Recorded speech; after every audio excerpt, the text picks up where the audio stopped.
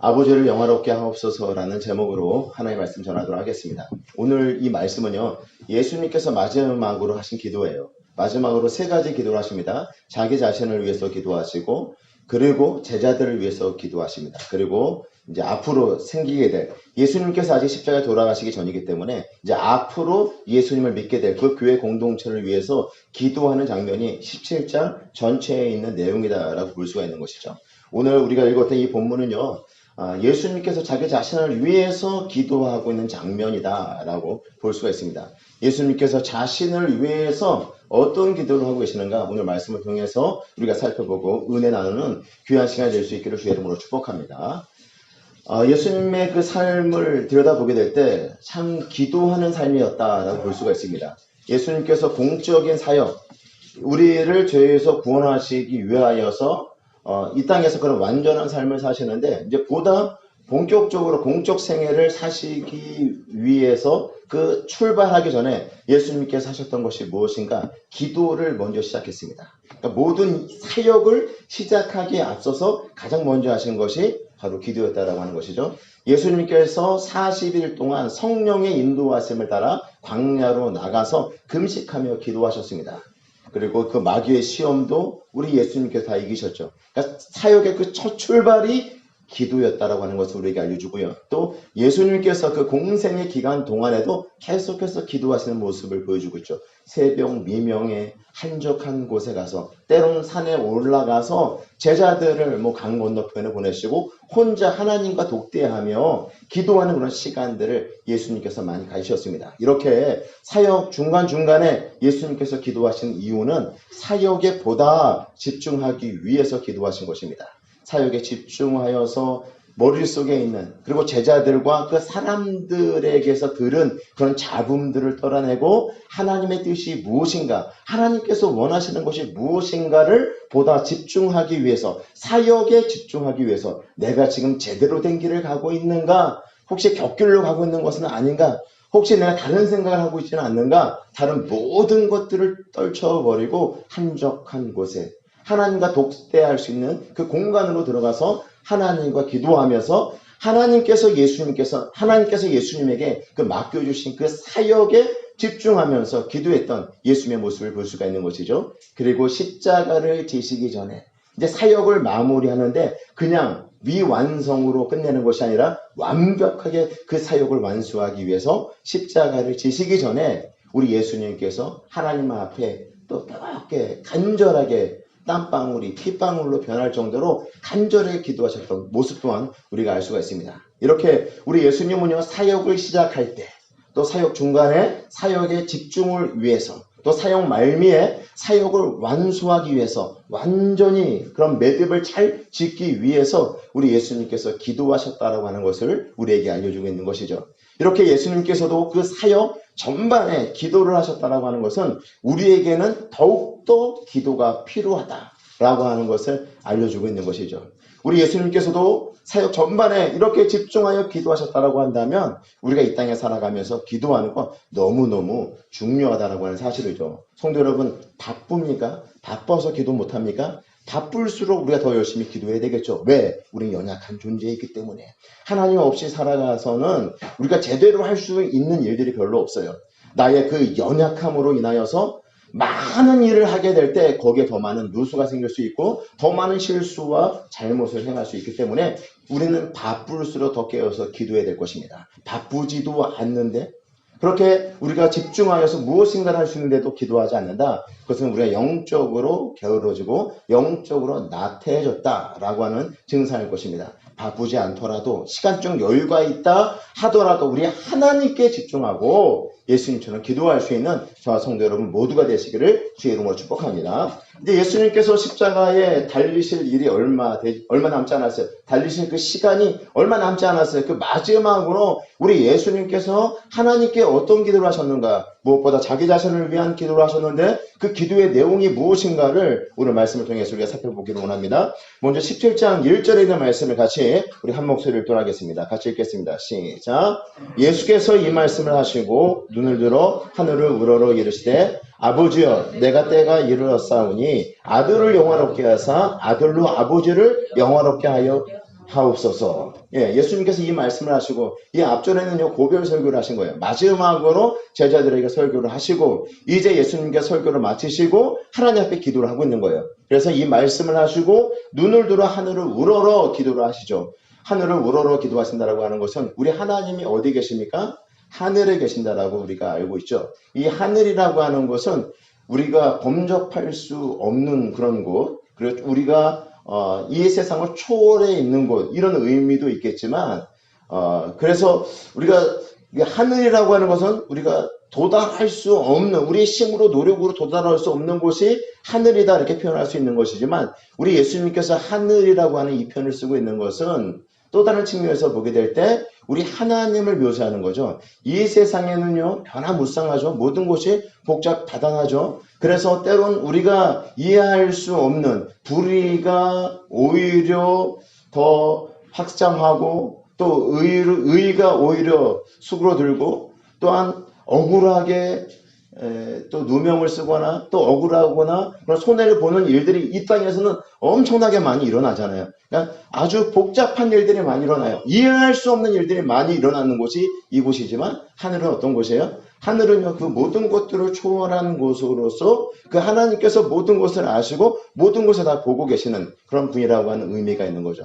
초월자가 계신 곳, 절자자가 계신 곳, 하늘에 계신다라고 하는 것은 전능자가 계신 곳이에요. 전능하신 하나님이 계신 곳, 그 하나님을 향하여 그 하늘에 하나님을 우러러 보면서 기도하고 있는 예수님의 모습을 보여주고 있는 것입니다. 지금 예수님이 어떤 상황이라고요? 조금 있으면 십자가를 져야 되는 거죠. 조금 있으면 십자가를 져야 되는 그 상황 가운데에서도 여전히 변함없이 하나님을 향하여서 그런 신실한 마음과 공경하는 태도와 그리고 사랑하는 그런 마음을 가지고 하나님께 집중하고 하나님을 바라보고 있는 예수님의 모습을 보여주고 있는 것입니다. 성도 여러분, 우리가 힘들 수가 있습니다. 우리가 어려울 수가 있어요. 우리가 원하는 방향대로 문제가 해결되지 않을 수도 있어요. 난 하나님을 믿는데 하나님 왜 관심이 없습니까? 내 문제에 왜 도통 관심이 없는 것뿐만 아니라 왜 이렇게 계속해서 어려운 일들이 반복되도록 그냥 놔두고 계십니까? 이렇게 하나님을 향해서도 우리가 불평할 수가 있는데 근본적으로는 우리 하나님 어떤 분이세요? 전능하신 하나님이세요. 우리의 삶의 모든 문제를 아시고 그 문제를 해결할 능력을 가지고 계신 분이라고 하는 사실이죠. 예수님께서 십자가를 지시는 그 순간에도 하늘을 바라보며 하늘을 우러러 우리 하나님께 기도했던 것처럼 우리 성도 여러분들도 마찬가지예요.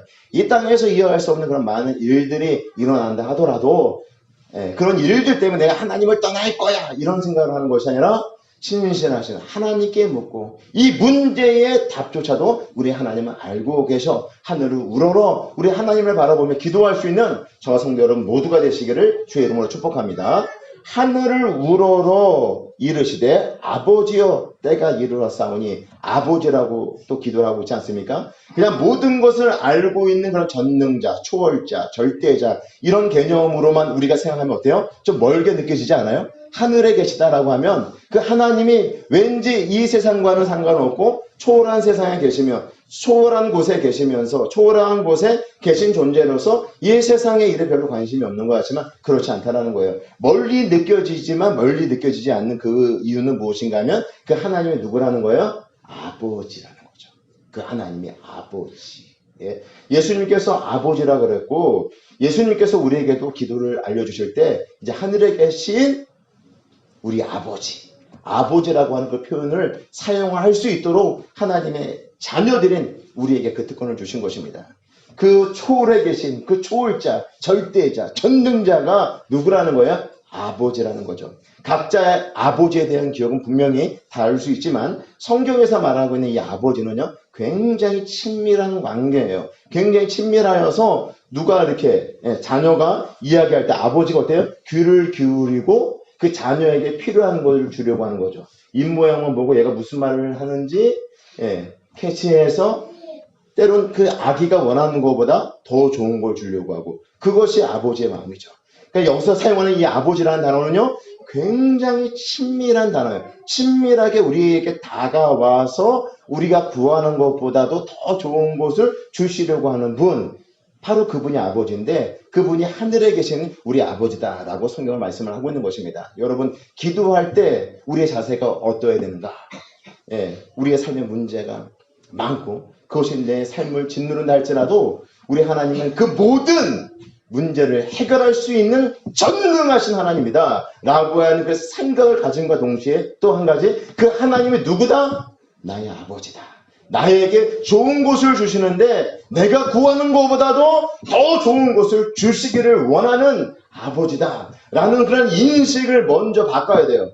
하나님, 내가 기도할 때 들으시는가? 하나님은 알고는 계신가? 여태까지 내가 기도했는데 하나님 제대로 응답한 것도 없는데 라는 그런 인식과 생각을 가지고 내 기도에 응답될지 않을지 그런 불확실성을 가지고 기도하는 것이 아니라, 그런 태도로 우리가 기도하게 될 때 우리 기도가 심있게 나갈 수 있나요? 그런 태도와 그런 생각들을 가지고 기도한다면 내가 기도할 때 집중하여서 하나님께 무릎 꿇고 내 마음을 쏟아놓고 기도할 수 있나요? 전능하신 하나님이고 정말 내 인생의 문제를 해결할 수 있는 그런 유일한 분이 우리 하나님이라고 하는 그런 확신과 믿음이 없는 사람이 하나님 앞에 간절히 기도할 수 있나요? 하나님이 내 아버지로서 나에게 좋은 것을 주시는 분이다. 나에게 정말 좋은 것 주시는 분이다.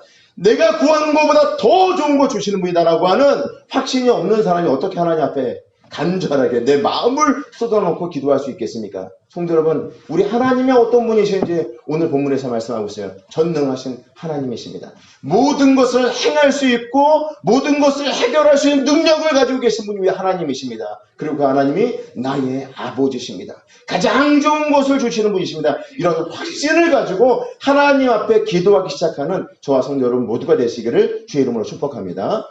우리 예수님은 이런 확신이 있었어요. 십자가 앞에서 어차피 십자가에 내가 달려 죽을 건데 이러면서 체념하면서 우리 하나님께 기도하는 것이 아니라 하늘을 우러러 우리 아버지께 기도하고 있는 겁니다. 하늘을 우러러 우리 아버지께 마음을 쏟아놓고 간절히 기도하되 우리 하나님께서 반드시 좋은 것으로 응답하여 주실 것을 믿고 확신하고 기도하는 저와 성도 여러분 모두가 되시기를 주의 이름으로 축복합니다.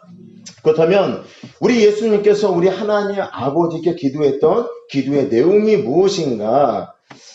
때가 이르렀사오니 아들을 영화롭게 하사 아들로 아버지를 영화롭게 하게 하옵소서. 그러니까 아들로 아버지를 영화롭게 해달라는 거예요. 그러니까 예수님이 자기 자신을 위해서 기도하는데 자신을 위해서 기도할 때 그 내용이 무엇인가 하면 그냥 내가 잘 되고 성공하고 출세하고 그리고 부자가 되고 넉넉히 살고 자녀들 잘 되고 건강하게 오래오래 살게 해주십시오. 그것이 예수님의 기도가 아니라 예수님께서 뭘 말씀하고 있는 거예요? 아들을 영화롭게 하사 아들로 아버지를 영화롭게 하여 주시옵소서. 결국 궁극적으로 우리 예수님께서 원했던 건 뭐냐면 우리 하나님께서 영화롭게 되는 것, 우리 하나님께서 영광을 받으시는 것, 이것이 예수님께서 기도하는 그 목적이었다는 거예요. 근데 보게 되면 나를 먼저 잘되게 하셔서 그 잘되게 하심으로 우리 하나님께서 영광을 받으시기를 원하십니다. 이렇게 우리 해석할 수가 있는데 마치 연말이 되면 연기 대상을 하잖아요. TV에서.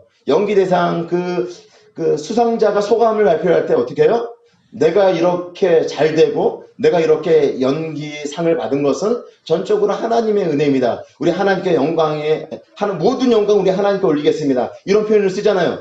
오늘 성경에서 말씀하고 있는요. 물론 그런 부분도 포함될 수 있지만 어떻게 보면 예수님께서 말씀하고 있는 나를 영화롭게 해달라고 하는 것은 예수님께서 십자가에 달려 돌아가시는 그것을 말하는 거예요.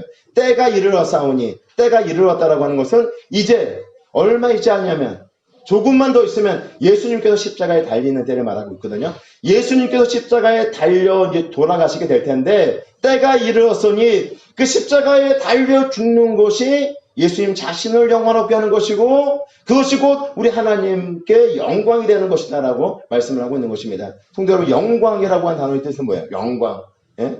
영광. 영광이라고 하는 것은 어떤 의미가 있냐면 영화롭게 하다, 영광을 돌리다, 이런 의미는 어떤 의미가 있냐면 우리 하나님이 어떤 분이신가를 나타내는 것인데 우리 하나님이 어떤 분이신가, 어떤 분이신가를 나타내는 것인데 이 시간은 어때요? 예배를 통해서 우리가 찬양을 통해서 경배를 통해서 하나님의 그 영광을 드러내는 그런 행위를 우리가 하나님을 영화롭게 하다, 하나님께 영광을 돌린다. 그러니까 하나님의 성품을 우리가 살면서 정말 누군가에게 손해를 보면서도 사랑하고 미워하지 않고 하면 그것이 뭐예요? 야, 저 예수 믿는 사람인데 보니까 정말 다른 사람들을 원수처럼 생각해야 되는 그 상황에서도 미워하지 않네? 그러면서 그들이 무슨 생각을 하는 거예요? 아, 예수 믿는 사람들은 하나님을 믿기 때문에 그렇구나. 하나님의 성품이 이러하구나. 이렇게 생각할 수 있다는 거예요. 그것이 하나님께 영광을 돌리는 것이에요.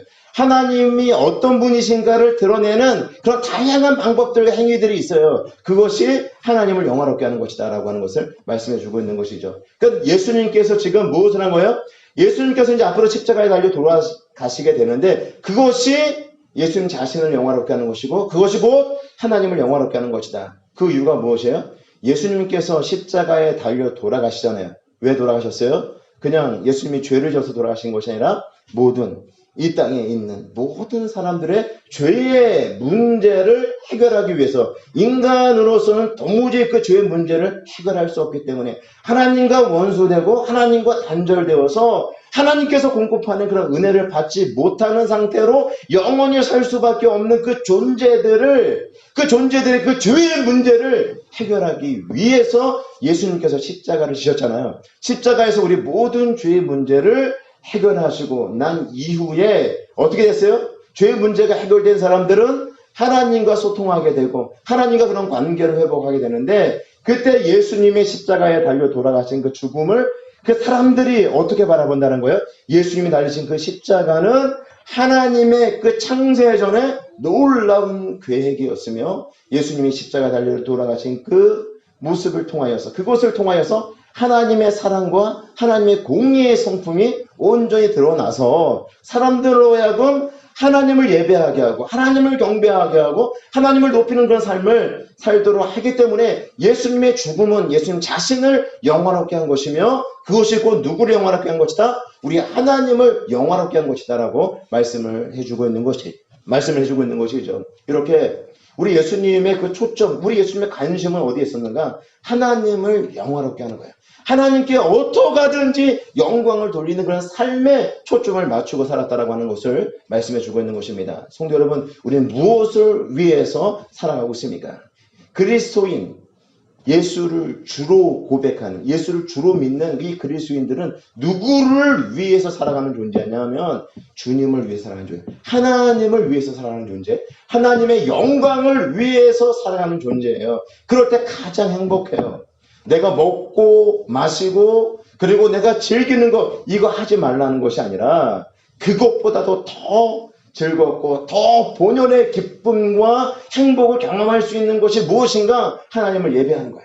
하나님께 영광을 돌리는 삶에 초점을 맞추게 될 때 여러분들이 그토록 갈구하는 행복한 삶을 살아갈 수 있다는 하는 사실이죠. 세상 사람이 추구하는 그 방식에서 여러분 진정한 행복을 쫓지 마시라는 것이에요. 우리가 주님을 주인으로 모시고 삶을 살아간다고 한다면 우리의 삶의 모든 영역의 주인으로 받아들이세요. 모든 영역, 물질, 그리고 시간, 나의 재능, 이 모든 영역, 나의 전인격이 다 누가 주인이 되도록? 우리 주님이 주인대로 되도록 우리 예수님처럼 삶을 살아가게 될 때 진정으로 우리가 복된 삶을 살아갈 수 있다는 하는 사실이죠. 먹든지 마시든지 무엇을 하든지 주의 영광을 위해서 하라. 우리에게 사도 바울은 그렇게 말씀하고 있습니다. 성도 여러분, 주의 영광을 위해서 삶을 살아가시기 바랍니다. 그럴 때 가장 복된 삶이 될 수 있어요. 가장 행복한 삶이 될 수도 있어요. 그리고 모든 일에 우선순위를 바로 세울 수 있고요. 규모 있게 행할 수 있고요. 무리수를 두지 않고요. 욕심을 부리지 않냐고 얼마든지 행복한 삶을 살아갈 수 있다는 사실이죠. 이와 같은 사실을 기억하시고 주의 영광을 위해서 삶을 살아가는 것에 인생의 초점과 목표를 바꿀 수 있는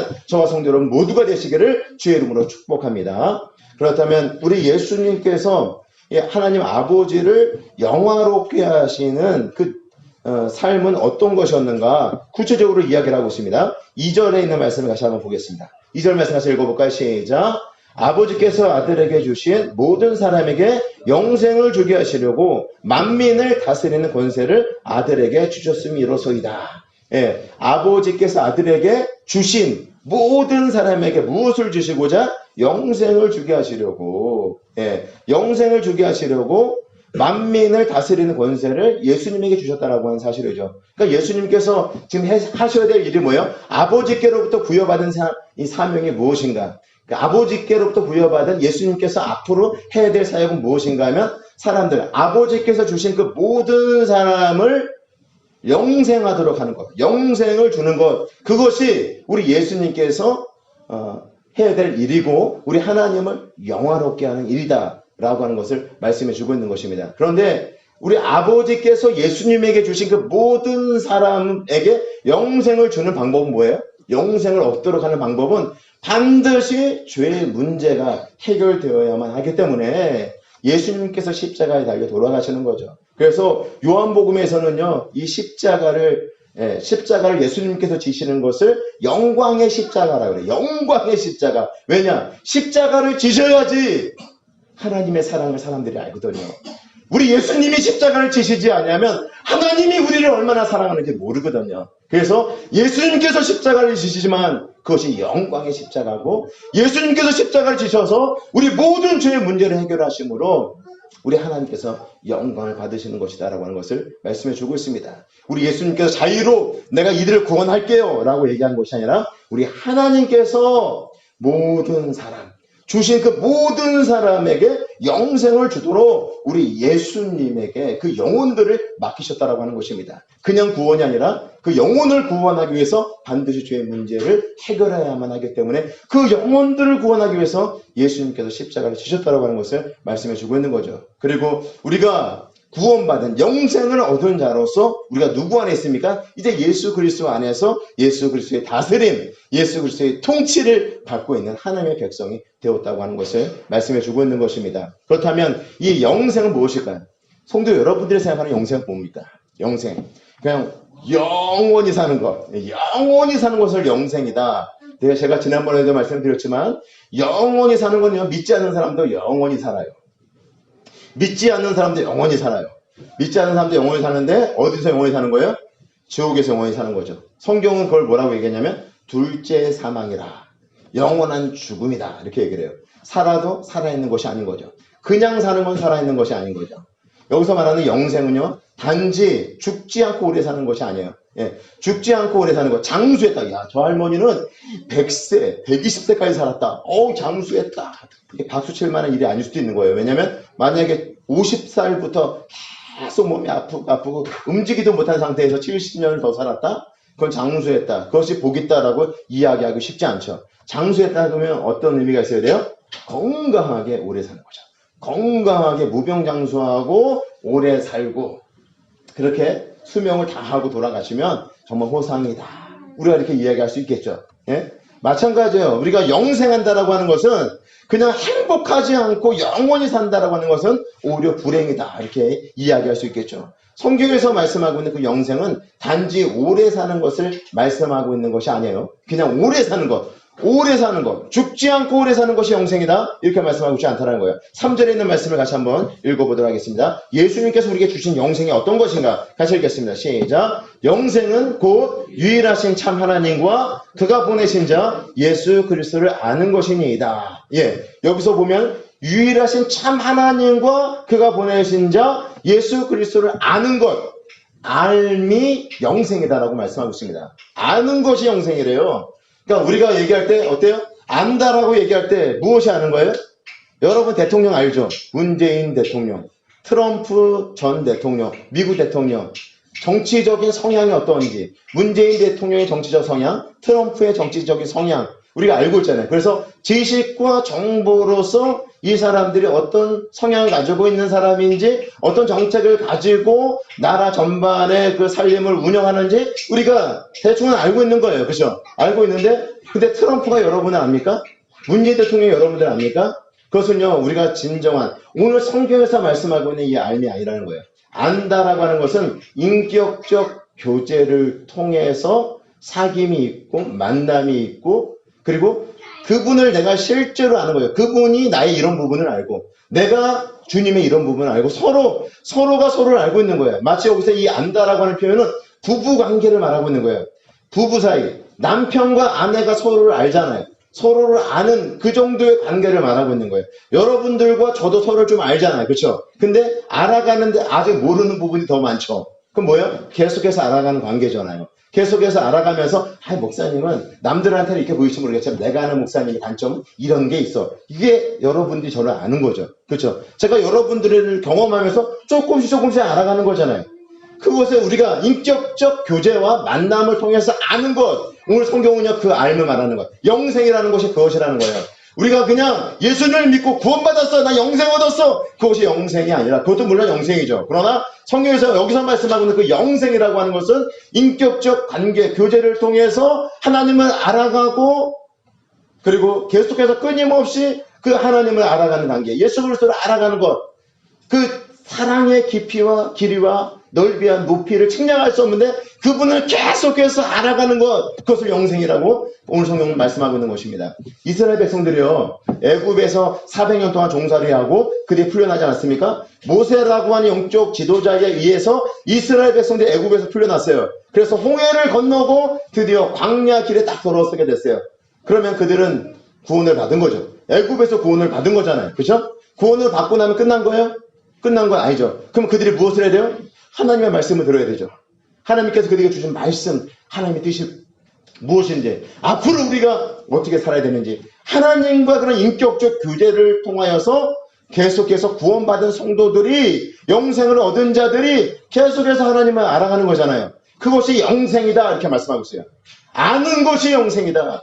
그냥 어떤 정보를 내가 습득해가지고 나 예수 믿어, 나 구원받았어, 나 영생 얻었어가 아니라 하나님과 그를 보내신 자를 아는 것, 경험하는 것, 그분과 그런 교제를 통해서 그 하나님과 예수 그리스도를 점점 깊이 알아가는 것, 그래서 그 사랑의 깊이가 점점 깊어지는 것, 그 사랑의 넓이가 점점 넓어지는 것, 그것이 영생이다라고 말씀하고 있는 것입니다. 성도 여러분, 이것이 진정한 뭐가 아니겠어요? 이스라엘 백성들이 애굽에 나와서 광야에 나왔는데 이제 해봐, 너희들을 알아서 살아, 그리고 그냥 끝나버리면 어때요? 그거보다 더 불행한 것이 어디 있어요? 그거보다 더 힘든 것이 어디 있어요? 계속해서 그들이 그 가운데서 이제 자유한 자로서 하나님과 인격적 교제를 통해서 하나님 말씀을 통해서 공급받고 하나님이 주신 그 복을 받아 누릴 때 그것이 진정한 복이 될 수 있다라고 하는 사실이죠. 예수님께서 우리 모든 죄의 문제를 해결하시기 위해서 십자가 지시고 십자가에서 우리 모든 죄의 문제 해결하셔서 그래서 끝난 거야. 아니죠. 이제 시작이죠. 왜? 하나님과 우리가 단절되어 있었잖아요. 우리 죄 때문에. 근데 예수님께서 우리 죄의 문제를 해결해 주셨어요. 그래서 우리 누가 됐어요? 하나님의 자녀가 되었어요. 그럼 하나님 자녀가 되면 끝난 거예요? 하나님의 자녀가 됐으니까 누구 말씀에 순종해야 돼요? 하나님 말씀에 순종하면서 하나님과 더욱더 친밀해져야 되죠. 그래서 그 영생이 무엇인지를, 그리고 그 은혜가 무엇인지를, 진정한 복이 무엇인지를 계속해서 경험하면서 알아가야 되죠. 그것이 영생이라는 거예요. 나 예수 믿었어, 제 용서함 받았어, 구원 받았어, 죽어서 천국 가는 거, 그것도 영생이고 그것도 우리에게 의미 있는 일이지만 오늘 성경에서 우리에게 말씀하고 있는 건 뭐예요? 그렇게 예수님께서 우리에게 선물로 주셨으니, 영생을 선물로 주셨으니 그 영생이 무엇인지를 알아가는 거예요. 하나님을 알아가고 예수님을 알아가는 그 삶을 통해서 그것이 부유하게 만드는 거예요. 그것이 풍성하게 만드는 것이에요. 그것이 값진 것임을 깨달아 아는 것이에요. 그래서 예수님께서는 뭐라고 말씀하는지 아십니까? 5절에 있는 말씀 같이 우리 한 목소리 돌아가겠습니다. 시작. 아버지여, 창세전에 내가 아버지와 함께 가졌던 영화로서 지금도 아버지와 함께 나를 영화롭게 하옵소서. 예수님께서 십자가 지시기 전에 예수님의 머릿속에 뭐가 있냐면 온 우주 만물이 만들어지기 전에 하나님과 인격적 교제를 통해서 서로가 피차간에 알아가는 그런 시간들이 있었는데 그 시간이 너무너무 소중하고 너무너무 귀한 것이었죠. 지금 예수님께서 인간의 몸으로 이 땅에 오셨잖아요. 예수님께서 인간의 몸으로 이 땅에 오셔서 아무래도 그 육신 안에, 그러니까 예수님께서 스스로 제한하셨잖아요. 그러다 보니까 이 하나님과 이런 과거와 같이, 물론 기도를 통해서 인격적 교제에서 친밀함을 누렸지만 그 창세전에 누렸던 것보다, 그죠? 지금 어떻게 보면은 그 상태를 생각할 때 완벽하지 않은 거죠. 그러니까 그 상태의 회복을 예수님 꿈꾸고 있는 거예요. 그런데 예수님께서 반드시 해야 될 건 뭐예요? 십자가를 지시는 거예요. 그 예수님께서 십자가를 통과하고 부활하셔서 승천하셔서 다시 하나님과 그런 인격적 교제의 관계를 다시금 누리게 될 것을 생각하면서 예수님께서 십자가를 지을 수 있었던 것이죠. 성도 여러분, 이렇게 하나님과의 그 인격적 관계를 통해서 하나님을 알아가는 것, 그것이 너무너무 중요해요. 결혼했는데 부부가 있는데 부부가 서로를 알아가지 않아요. 서로에 대한 관심이 없어요. 10년 일하고 20년 일하는데 남들이 보면 행복한 부부인 줄 알아요. 30년, 40년 살았는데 행복한 부부인 줄 알았는데 서로에 대해서 전혀 몰라. 모르고도 살 수 있어요. 부부인데 모르고도 살 수 있고 인격적 교제를 나누지 않고도 살아갈 수 있어요. 하지만 처음에 사이가 별로 안 좋았는데 서로가 계속해서 알아가면서 이 사람이 이런 부분이 있구나. 내가 이건 보완해줘야지. 그러면 서로 친밀하게 살면서 10년, 20년, 30년 살고 40년 살면서 서로 더 깊이 알아가면서 남이 모르죠. 부부간의 이야기는 제가 이렇게 말씀 전하고 이렇게 막 하니까 목사님은 정말 하나님 앞에 바로 선 사람이고 하나님 말씀을 살려 몸부림친 사람이다. 이렇게 볼 수 있지만 제 아내는 당신 이런 부분은 부족해. 이런 부분은 왜? 부부니까 아는 거예요. 그렇게 하나님과 우리의 사이가 그렇게 서로가 서로를 깊이 알아가는 단계, 이것이 영생이고, 그리고 그 안에 그 영생의 그런 부유함을 우리가 경험하며 삶을 살아갈 수 있는 것인데, 바로 예수님께서 지금 그런 하나님 아버지와의 그런 친밀한 인격적 관계의 그런 회복을 위해서 지금 하나님 앞에 기도하고 있는 모습을 보여주고 있는 것이죠. 근데 여러분, 하나님, 나 예수 믿어서 구원받았어. 난 천국 가. 영생 얻은 거야. 이게 아니라 그 안에 있는 부요함이 어떤 것인지를 말씀을 통해서 우리 하나님을 계속해서 알아가는 그 일들을 통해서 정말 그 인격적 교제를 통해서 하나님께서 우리에게 주신 그 영생의 부유함이 어떤 것인지를 경험하며 맛보며 삶을 살아가시는 저와 성도 여러분 모두가 되시기를 주의 이름으로 축복합니다. 예수님께서는요, 십자가에서 결국 예수님 자신에게 맡겨주신 그 사역을 완수함으로 하나님을 영원하게 하였는데, 서두에 말씀드렸던 것처럼 우리 예수님은 우리 하나님을 영화롭게 하는 것, 하나님께 영광을 올려드리는 것, 그것이 예수님의 그런 삶 전체에 초점을 맞추고 있었다라고 하는 사실이죠. 우리 성도 여러분들도 하나님의 영광에 초점을 맞추고 삶을 살아가게 될 때 우리 기도 제목들도 정리가 될 거예요. 그렇죠? 내 욕심을 위한 것이 아니라 결국 이것을 통해서도 우리 하나님 영광 받으시기를 원하십니다. 그 영광에 그런 초점을 맞추고 신앙생활을 하는 저와 성도 여러분 모두가 되시기를 주의 이름으로 축복합니다.